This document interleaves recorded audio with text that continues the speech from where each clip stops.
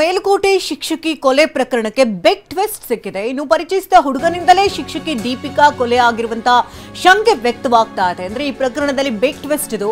ಪರಿಚಯಿಸಿದ ಹುಡುಗನಿಂದಲೇ ದೀಪಿಕಾ ಶಿಕ್ಷಕಿ ಕೊಲೆ ಆಗಿರುವಂತಹ ಶಂಕೆ ಇದು. ಅಕ್ಕ ಅಕ್ಕ ಅಂತಾನೆ ಮುಹೂರ್ತ ಹಿಟ್ಟನ ಹಂತಕ. ದೀಪಿಕಾ ಮೃತದೇಹ ಸಿಗ್ತಾ ಇದ್ದಂತೆಯೇ ಯುವಕ ಅಲ್ಲಿಂದ ಕಾಲ್ಕಿತ್ತಿದ್ದಾನೆ, ನಾಪತ್ತೆಯಾಗಿದ್ದಾನೆ. ಇನ್ನು ವಿಚಾರ ಗೊತ್ತಾಗ್ತಾ ಇದ್ದಂತೆ ಗ್ರಾಮದಿಂದ ಯುವಕ ನಾಪತ್ತೆಯಾಗಿದ್ದಾನೆ. ಶಿಕ್ಷಕಿ ದೀಪಿಕಾ ಜೊತೆ ಸ್ನೇಹವನ್ನ ಬೆಳೆಸಿರ್ತಾನೆ ಯುವಕ.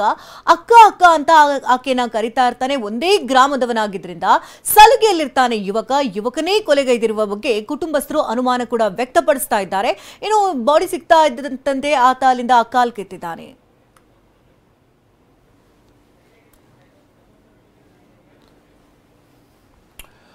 ಓಕೆ, ಈ ಒಂದು ಪ್ರಕರಣಕ್ಕೆ ಈಗ ಟ್ವಿಸ್ಟ್ ಸಿಗ್ತಾ ಇರುವಂತದನ್ನ ಗಮನಿಸ್ತಾ ಇದೀವಿ. ಬನ್ನಿ ಮತ್ತಷ್ಟು ಡೀಟೇಲ್ಸ್ ನಾವು ಪ್ರತಿನಿಧಿ ಪ್ರಶಾಂತ್ ನೀಡ್ತಾರೆ. ಪ್ರಶಾಂತ್, ಯಾರೀತ ಅಕ್ಕ ಅಕ್ಕ ಅಂತ ಕರಿತಾ ಇದ್ದ, ಈತನೇ ಕೊಲೆ ಮಾಡಿರಬಹುದು ಅನ್ನುವಂಥದ್ರ ಬಗ್ಗೆ ಈಗ ಈತನ ಮೇಲೆ ಯಾಕೆ ಸಂಶಯ ವ್ಯಕ್ತಪಡಿಸ್ತಾ ಇದ್ದಾರೆ? ಹಾಗಾದ್ರೆ ದೀಪಿಕಾ ಕುಟುಂಬಸ್ಥರು ಈತನ ಮೇಲೆ ಆರೋಪ ಮಾಡೋದಕ್ಕೆ ಏನ್ ಕಾರಣ ಹಾಗಾದ್ರೆ?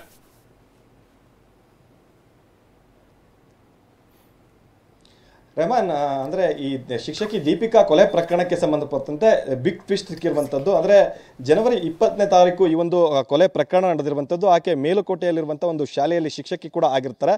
ಅವತ್ತು ಮಾರ್ನಿಂಗ್ ಒಂದು ಸ್ಕೂಲನ್ನು ಮುಗಿಸ್ಕೊಂಡು ಮಧ್ಯಾಹ್ನದ ನಂತರ ಆಕೆ ನಾಪತ್ತೆಯನ್ನು ಆಗ್ತಾರೆ. ಇದಕ್ಕೆ ಸಂಬಂಧಪಟ್ಟಂತೆ ದೂರನ್ನು ಕೂಡ ಈಗಾಗಲೇ ಕುಟುಂಬಸ್ಥರು ಪೊಲೀಸರಿಗೆ ನೀಡಿರುವಂಥದ್ದು. ಪೊಲೀಸರು ಕೂಡ ಒಂದು ಕಡೆ ಈಗಾಗಲೇ ಆರೋಪಿಗಳ ಬಂಧನಕ್ಕೂ ಕೂಡ ಬಲೆಯನ್ನು ಬೀಸಿರುವಂಥದ್ದು. ಆದರೆ ಮತ್ತೊಂದು ಕಡೆ ಈ ಒಂದು ಅಂದರೆ ಆಕೆ ಪಾಂಡುಪುರ ತಾಲೂಕಿನ ಮಾಣಿಕನಹಳ್ಳಿ ಗ್ರಾಮದ ನಿವಾಸಿಯಾಗಿರ್ತಾರೆ. ಆ ಒಂದು ಗ್ರಾಮದ ಯುವಕನೇ ಈಕೆಯನ್ನು ಹತ್ಯೆಯನ್ನು ಕೂಡ ಮಾಡಿರುವಂಥದ್ದು. ಆಕೆ ಈ ಒಂದು ಆರೋಪಿಯ ಹೆಸರೇನು ಕೇಳ ಬರ್ತಾ ಇದೆ, ಆತ ಈ ಒಂದು ಯುವತಿಗೆ ಸಾಕಷ್ಟು ಪರಿಚಯ ಇದ್ದ, ಗ್ರಾಮದ ಯುವಕ ಆಗಿದ್ದ.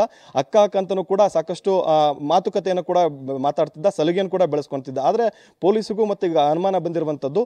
ಲಾಸ್ಟ್ ಈತನ ಒಂದು ಕರೆ ಆಕೆಗೆ ಬಂದಿರುವಂಥದ್ದು. ಅಂದರೆ ಆಕೆ ಯಾವತ್ತು ನಾಪತ್ತೆ ಆಗ್ತಾಳೆ ಮಧ್ಯಾಹ್ನ 12 ಗಂಟೆ, ಅವತ್ತಿಗೆ ಒಂದು ಕಾರ್ ಕೂಡ ಈ ಒಂದು ಯುವಕನಿಂದಲೇ ಕೂಡ ಬಂದಿರುವಂಥ. ಹೀಗಾಗಿ ಕುಟುಂಬಸ್ಥರು ಕೂಡ ಆ ಗ್ರಾಮದ ಯುವಕನ ಮೇಲೆ ಸಾಕಷ್ಟು ಅನುಮಾನವನ್ನು ಕೂಡ ವ್ಯಕ್ತಪಡಿಸ್ತಾರೆ. ಪೊಲೀಸರು ಕೂಡ ತನಿಖೆ ಇರುತ್ತೆ. ಆದರೆ ಯಾವಾಗ ನಿನ್ನೆ ಬಾಡಿ ಸಿಕ್ಕಿದೆ, ನಿನ್ನೆಯಿಂದಲೂ ಕೂಡ ಆ ಒಂದು ಯುವಕ ನಾಪತ್ತೆಯಾಗಿನ ಆತನ ಒಂದು ಮೊಬೈಲ್ ಕೂಡ ಸ್ವಿಚ್ ಆಫ್ ಅನ್ನ ಮಾಡಿರುವಂಥ. ಹೀಗಾಗಿ ಆ ಒಂದು ಪರಿಚಯಸ್ಥ ಯುವಕನೇ ಹತ್ಯೆಯನ್ನ ಮಾಡಿದ್ದಾನೆ ಅನ್ನುವಂಥದ್ದು ಕೂಡ ಈಗ ತಿಳಿದು ಬರ್ತಿರುವಂಥದ್ದು. ಅಂದ್ರೆ ಜನವರಿ 20ನೇ ತಾರೀಕಿನ ಹತ್ಯೆ ಮಾಡಿ ಆ ನಂತರದಲ್ಲಿ ಯುವಕ ನಾಪತ್ತೆಯಾಗಿನ, ಅಂದ್ರೆ ಶಾಲೆಯನ್ನ ಮುಗಿಸ್ಕೊಂಡು ಬರುವಂತ ಸಂದರ್ಭದಲ್ಲಿ ಆಕೆಯನ್ನ ಅಡ್ಡಗಟ್ಟಿ ಹತ್ಯೆಯನ್ನ ಮಾಡಿ ನಂತರದಲ್ಲಿ ಒಂದು ಬೆಟ್ಟದ ತಪ್ಪಲೆ, ಮೇಲುಕೋಟೆ ಬೆಟ್ಟದ ತಪ್ಪಲೆಯನ್ನ ಕೂಡ ಗುಂಡಿಯನ್ನ ತೆಗೆದು ಇದು ಮಾಡಿರುವಂಥದ್ದು. ಬೆಟ್ಟದ ಮೇಲುಭಾಗದಲ್ಲಿ ಪ್ರವಾಸಿಗರು ಕೂಡ ಬಂದಿದ್ದಾರೆ. ಆ ಪ್ರವಾಸಿಗರು ಕೂಡ ಮೊಬೈಲ್ ನಲ್ಲಿ ಈ ಒಂದು ದೃಶ್ಯವನ್ನು ಕೂಡ ಸೆರೆ ಮಾಡಿರುವಂತದ್ದು. Thank you Prashant.